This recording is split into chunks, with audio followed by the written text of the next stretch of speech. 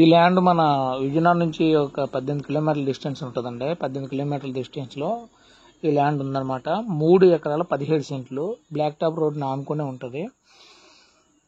ఈ ఏరియా ఎక్కడ వస్తుందంటే మన విజయనగరం నుండి ఇటు మన రాజం పాల్కొండ రూట్ ఉంది కదండి. విజయనగరం రాజం పాల్కొండ రూట్లో విజయనగరం దాటిన తర్వాత నెల్లిమర్ల దాటిన తర్వాత గుర్ల అండి. ఆ గుర్ల దగ్గరలో రైట్ సైడ్ కొంచెం ముందుకు వెళ్ళాక రైట్ సైడ్ టర్న్ తీసుకుని ఆ రైట్ సైడ్ కట్ అయ్యి కుడివైపు తిరగాలండి. అంటే హైవే రోడ్ నుంచి ఒక హాఫ్ కేఎం అంటే ఒక 500 మీటర్లు వెళ్తే అక్కడ ఉందండి తోట. వాటిలో ఎన్ని రకాలు ఉంటాయి, అన్ని చెట్లు ఉన్నాయండి. చాలా బాగున్నాయి అన్నమాట. వెళ్ళి పంట అంతా మామూలుగా గమనించాము.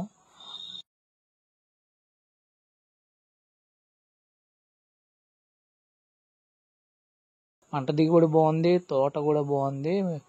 మొక్కలు కూడా ఇంచుమించు 15 సంవత్సరం ఆ రేంజ్లో ఏజ్ ఉంటుంది. సో తోట మొత్తం తిరిగామండి. ఏదో మూల నుంచి ఏదో వీడియో తీసేసి పెట్టలేదు. తోట మొత్తం తిరిగి పిన్ టు పిన్ అంతా అబ్జర్వ్ చేసి అక్కడున్న రెవెన్యూ రికార్డ్ అంతా పరిశీలించి అక్కడ ప్రాపర్గా ఎలా ఉంది అవన్నీ గమనించి మీ ముందుకి తీసుకొస్తున్నాము. తోట కట్ రోడ్ అయితే తగలదండి, మొత్తం వచ్చేదంతా బ్లాక్ టాప్ రోడ్డే. కాయలు అయితే ఆల్మోస్ట్ టేస్ట్ కూడా చేసాం. కాయలు చాలా బాగున్నాయి.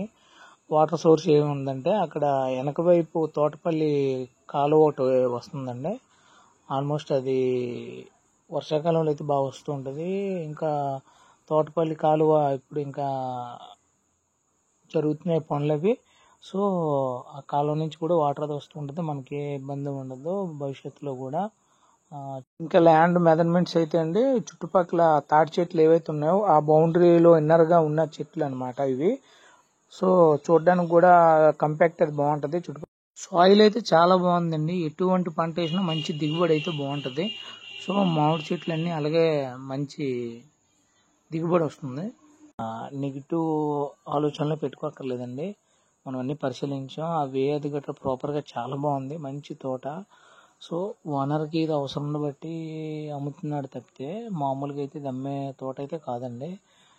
విజయనగరం నుంచి డిస్టెన్స్ క్యాలిక్యులేట్ చేస్తే ఇక్కడికి 18 కిలోమీటర్లు వస్తుంది.